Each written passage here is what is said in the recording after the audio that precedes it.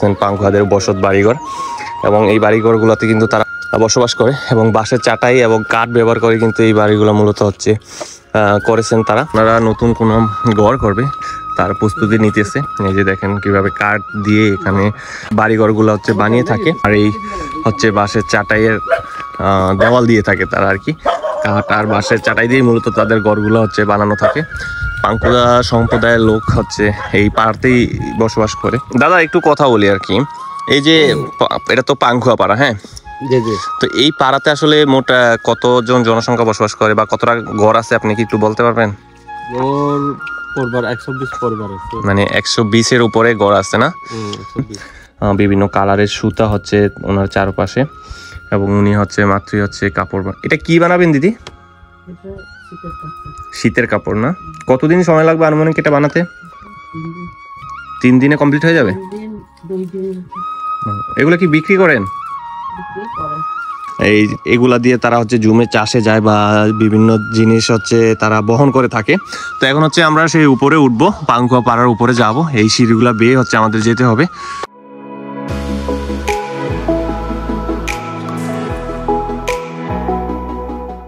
শুভ সকাল বিলাইছড়ি থেকে।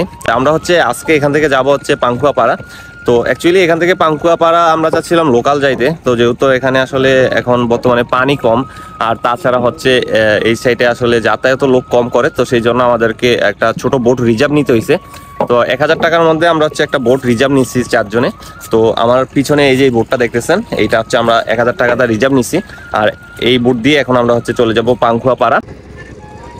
আর এটাই হচ্ছে আমাদের বোট, যেটা হচ্ছে আমরা 1000 টাকা দিয়ে হচ্ছে আপ ডাউন হচ্ছে রিজার্ভ নিছি এই বোটে করে। আর আমাদের হচ্ছে বোটের ড্রাইভার হচ্ছে এই দাদা হচ্ছে আমাদেরকে নিয়ে যাবে পাংখুয়া পাড়া। আর এই যে আমাদের ফ্রেন্ড 4 জন, আমরা 3 জন এখানে বসে রয়েছে।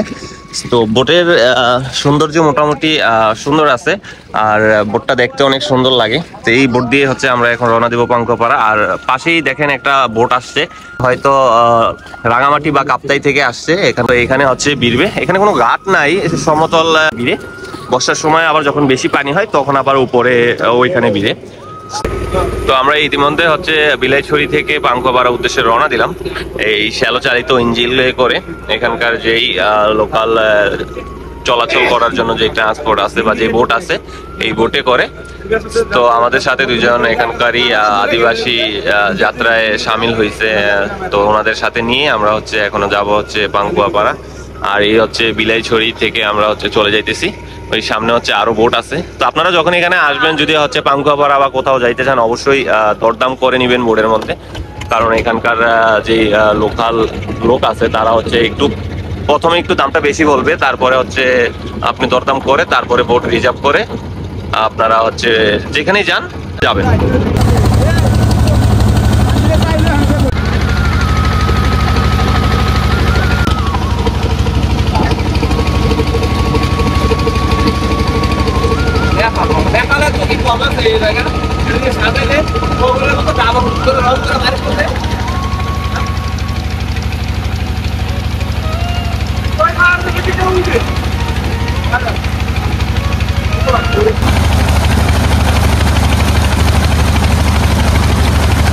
বিলাইছড়ি সদর থেকে আমরা রওনা দিলাম পাংখুয়া পাড়ার উদ্দেশ্যে। এই নদীর নাম হচ্ছে কালিচং। এই ছোট একটা নদী, এই নদী ঘিরে এখানকার মানুষের জীবনযাপন, বেঁচে থাকার মেইন কারণ এখানে আসলে চলাচলের জন্য ওরকম কোনো সুব্যবস্থা নাই বা রাস্তাঘাট নাই। তো এই নদী করে এখানকার মানুষ তাদের জীবনযাপন চালায়, নদী দিয়েই তারা যাতায়াত করে থাকে। তো আমরা হচ্ছে এখন বিলাইছড়ি থেকে যাইতেছি পাংখুয়া পাড়া। আনুমানিক সময় লাগবে 45 থেকে 1 ঘন্টার মতো। আর আমার পাশে ওই যে আমার যে বন্ধু আছে ওরা বসে রয়েছে। তো আমি হচ্ছে একদমই বোর্ডের মাথায় বসছি, তো চারপাশের ভিউ দেখতেছি আর উপলব্ধি করতেছি যে আমাদের বাংলাদেশ কত সুন্দর। আসলে এই সুন্দর সম্পর্কে আমরা অনেকেই অজানা। মূলত আমরা বাংলাদেশের বিভিন্ন টুরিস্ট স্পটগুলোতে ঘুরে থাকি, যেরকম কক্সবাজার, বান্দরবন, রাঙামাটি, সিলেট, এইসব জায়গাতে। বাট এই আমাদের বাংলাদেশের রাঙামাটির গইনে যে এত সুন্দর জায়গা আছে, সেই সম্পর্কে আসলে আমরা অনেকেই অজানা। এই জায়গাতে আপনি যখন আসবেন, এখানকার বোর্ডে আপনি যখন এই নদী করে জার্নি করবেন, এখানকার মানুষের জীবনযাপন দেখবেন, এটা আপনার লাইফে একটা নতুন এক্সপিরিয়েন্স থাকবে। এবং আমি এখানে আসার পরে আমরা চারজনই অবাক হয়ে গেছি যে আমাদের বাংলাদেশ আসলে এত সুন্দর, এখানে কখনো আমাদের আসা হয় নাই। আর এখানকার যে সুন্দর দৃশ্য, এটা আসলে মনোমুগ্ধ করার মতো। যদিও এই জায়গাতে আসলে মানুষ এত একটা আসা যাওয়া করে না। বিলাইছড়িতে লোক মোটামুটি আছে, যখন বর্ষার সময় থাকে তখন আসলে এখানে ঝর্ণা দেখার জন্য আসে। তবে এই পাঙ্কুয়া পাড়াতে অনেক বেশি মানুষ যাতায়াত করে না, বা এই পাঙ্কুয়া পাড়া সম্পর্কে অনেক মানুষ জানে না।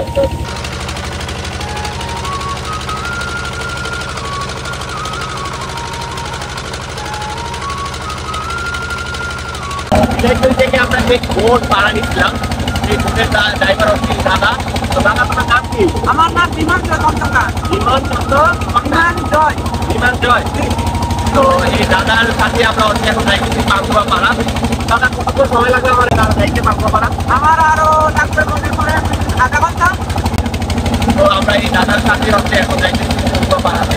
দাদা অনেক কিছু, সেই জন্য ওনার সাথে কথাবার্তা বলে আমরা বোট ভাড়া নিলাম। আর যেহেতু এটা তেল চালিত মেশিনে চলে, তো সেই কারণে ভিডিওতে অনেক নয়েজ আসছে। দাদা হচ্ছে যে আপনার বোট চালাইতেছে। তো আপনারা যদি এখানে কেউ আসতে চান বা ঘুরতে আসতে চান, দাদার সাথে যোগাযোগ করতে পারেন। আর 7,000 10,000 খরচ করে এখন ঘোরাফেরা করো, মানে পবিত্র গাড়ি নামাইছো, গাড়ি ভাড়া করবা, আদার ভাড়া করবা, গাড়ি ঘুরতে গিয়ে ঢুকে নদী যাবে, আদার বসে খাওয়া বেশি আওয়াজ না বেশি লাগবে লাগবে না। আরে একটা দেখে তো দেখে না, করতে লাগবে তো গায়ে লাগবে আওয়াজ না আপনি কি করবেন?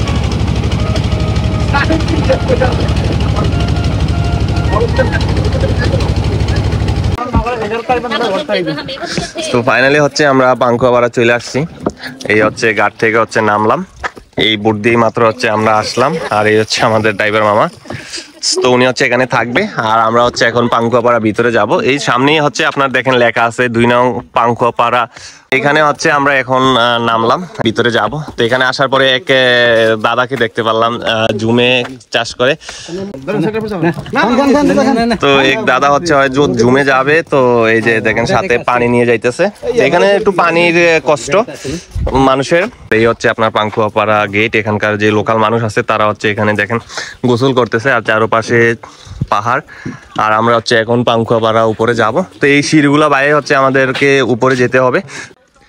তো ঘাট থেকে নামার পরেই পাশে আপনার একটা টিউবওয়েল দেখতেছি, গভর্নমেন্ট থেকে এই টিউবওয়েলটা নাকি দেওয়া হয়েছে। পারে যদিও সচরাচর টিউবওয়েল আসলে ব্যবহার হয় না, কারণ উঁচু জায়গা, যেখানে পানির একটা প্রবলেম হয়। তো এই টিউবওয়েল থেকে এখানকার যে লোকাল মানুষ আছে এখানে যারা বসবাস করে এই পাড়ায়, তারা কিন্তু প্রাণী সংগ্রহ করে।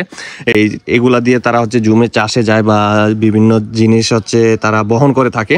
তো এখন হচ্ছে আমরা সেই উপরে উঠবো, পাঙ্কুয়া পাড়ার উপরে যাব। এই সিঁড়িগুলা বেয়ে হচ্ছে আমাদের যেতে হবে। তো আমরা এখন হচ্ছে উপরে যাইতেছি।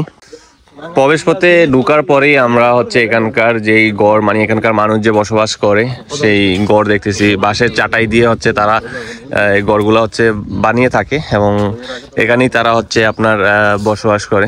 তো মূলত বাড়িতে কেউ নাই দেখা যাইতেছে, মানে হয়তো সবাই হচ্ছে কাজে ব্যস্ত বা কাজের জন্য বাড়ি থেকে বাইরে গেছে। তো আমরা হচ্ছে এই পাড়াটা একটু এখন ঘুরে ঘুরে দেখবো, আর আপনাদেরকে দেখানোর চেষ্টা করব। দেখেন পাঙ্কুয়া জনগোষ্ঠীদের বাড়িঘর, তারা কিন্তু হচ্ছে এইভাবেই মূলত পাহাড়ের বুকে বাড়ি বানিয়ে থাকে। নিচের জায়গাটা দেখেন কীভাবে কাঠ দিয়ে হচ্ছে গাছের গুঁড়ি দিয়ে হচ্ছে এই ঘরগুলা বানায় থাকে।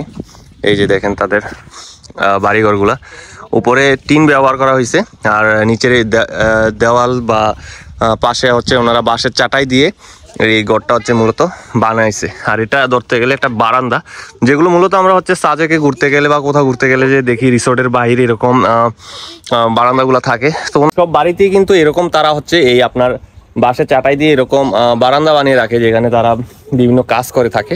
তো আমরা যেই ঘরের পাশে আছি, এই ঘরে আসলে কোনো বড় মানুষ নাই, ছোট পোলাপাইন তারা আছে ঘরের মধ্যে। আর বড় হয়তো তো ওনারা হয়তো জুমে চাষে কাজে চলে গেছে।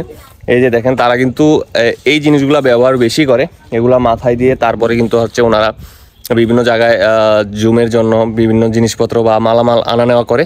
এই তো আমরা এই সাইডটাতে হচ্ছে কিছুক্ষণ হচ্ছে ঘুরলাম। তো এখন হচ্ছে আপনার পাড়ার যেই মেইন এলাকা বা মেইন জায়গা, ওইখানে হচ্ছে আমরা হাইটা যাব, যদি এখানে আসলে কেউ নাই, আর ভিতরে হয়তো বাচ্চা টাচ্চা আছে, তারা কথাও বলে না। তো আমরা একটু হাইটা সামনের দিকে যাইতেছি, এবং এখানকার পাড়া যেই দোকানপাট আছে সেগুলো হচ্ছে আপনাদেরকে ঘুরে ঘুরে দেখানোর চেষ্টা করব।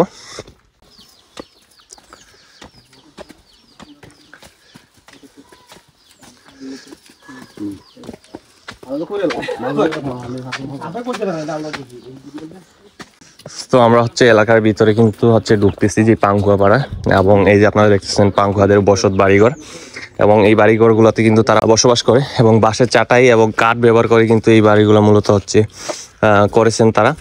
তো এখন হচ্ছে আমরা হাঁটতে হাঁটতে এই এলাকার বা পাংখুয়াপাড়ার ভিতরে যাইতেছি। এখানে দেখি লোকাল লোকদের সাথে কথা বলবো এবং এই পাড়াটা আপনাদেরকে ঘুরাই দেখাবো। এটা বাজারের মতো অনেকটা ছোটোখাটো কিছু দোকান আছে এখানে। তো আমরা হচ্ছে দেখি কিছু খাওয়া টাওয়া যায় কিনা, আর এই পাড়াটা ঘুরিয়ে দেখাবো আপনাদের।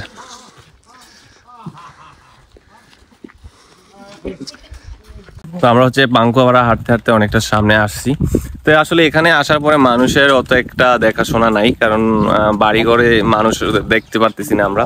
এখানে বাড়ি মোটামুটি অনেক বাড়িঘর আছে, মানে কথা বলার মতো ওরকম মানুষ দেখতেছি না। ছোট ছোট বাচ্চারা শুধু আছে, আর বড় যারা আছে তারা হচ্ছে কাজে বিভিন্ন জায়গায় চলে গেছেন, বা বিভিন্ন জায়গায় জুমে কাজে বা ফসলের কাজে হচ্ছে ওনারা চলে গেছেন।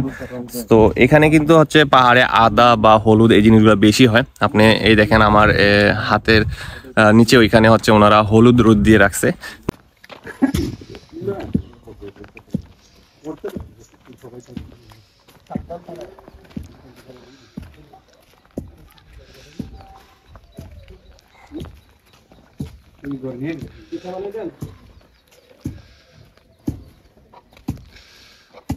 তো এখানে হচ্ছে এক দিদি চাল গুঁড়ো করতেছে, আতপ চাল।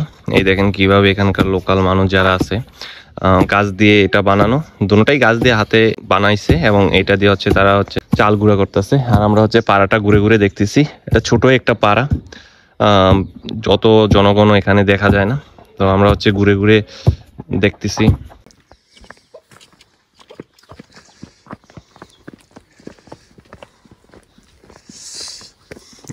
এই সাইডে হয়তো ওনারা নতুন কোনো ঘর করবে, তার প্রস্তুতি নিতেছে। এই যে দেখেন কিভাবে কাঠ দিয়ে এখানে বাড়িঘরগুলো হচ্ছে বানিয়ে থাকে।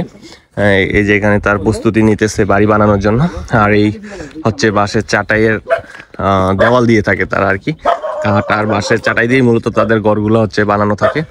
পাংখুয়া সম্প্রদায়ের লোক হচ্ছে এই পাড়তেই বসবাস করে। এলাকাতে কোনো লোকই দেখতেছি না আর কি ওরকম আমরা। দাদা কাজে গেছিল। তো এই যে দাদা আমাদের হচ্ছে আমলকি দিতেছে। এই যে দেখেন একদম অথেন্টিক এখানকার আমলকি, আর তার কালার দেখেন। পাশে বড়ি আছে এবং আমলকি। আর এই দাদা হচ্ছে কোনো জুমে ফসলে গেছিল, পিছনে দেখেন ওষুধ স্প্রে করা মেশিন। এখন দাদার সাথে কিছু কথা বলি, তো দেখি দাদা কি বলে।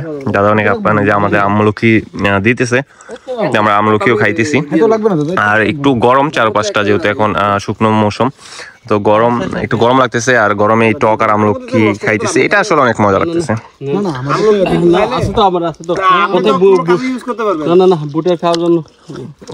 দাদা একটু কথা বলি আর কি। এই তো পাংখুয়াপাড়া, হ্যাঁ, তো এই পাড়াতে আসলে মোট কতজন জনসংখ্যা বসবাস করে বা কতটা ঘর আছে, আপনি কি একটু বলতে পারবেন? মানে 120-এর উপরে ঘর আছে না? তো এখানে আপনাদের চলাচল জীবনযাপন আসলে কিরকম? এখানে জীবনযাপন সরকারি চাকরি কিছু আছে, তারপরে বেসরকারি এনজিও চাকরি কর্মচারী, ওই ক্ষেত খেতি বা জুম চাষ হলুদ এখানকার মেইন। হ্যাঁ, তো দাদা কোথায় গেছিলেন এখন?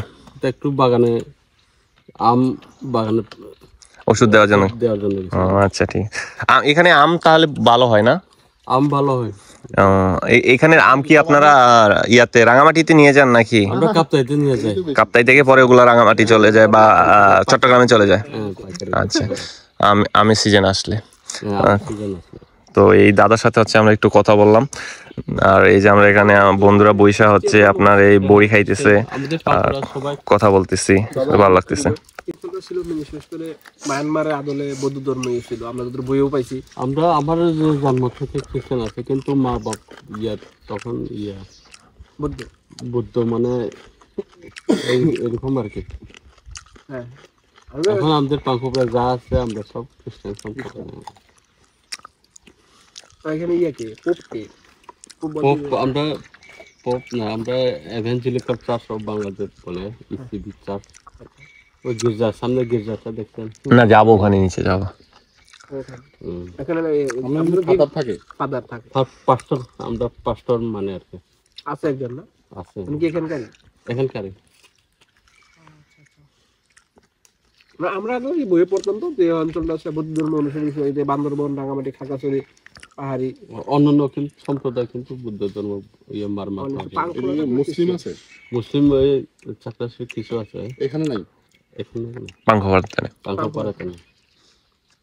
আচ্ছা দাদা, এই পাংখোপাড়া কি শুধু এই জায়গায় বা অন্য কোনো জায়গায় আর আছে? জায়গা আছে, ধরুন না ইয়া পারো ইনন্দতা পাহাড়ে লতা পাংখোপাড়া আছে, তারপর বসন্ত জলশ্রী বসন্ত পাড়া। আপনারা বড়ি নিয়ে কেউ আচ্ছা না না দাদা, লেবু ছিঁড়ে খানো, খেতে পারে। না দাদা, লেবু খাও না। পুরা ফাঁকা এলাকা, হ্যাঁ, সবাই কাজে ব্যস্ত। তো এখানকার যেই তেঁতুল হয় সেগুলো নাকি আসলে মিষ্টি পদের হয় তেঁতুলগুলা। ওই যে গাছে দেখেন কত সুন্দরভাবে হচ্ছে তেঁতুল ধরে রয়েছে।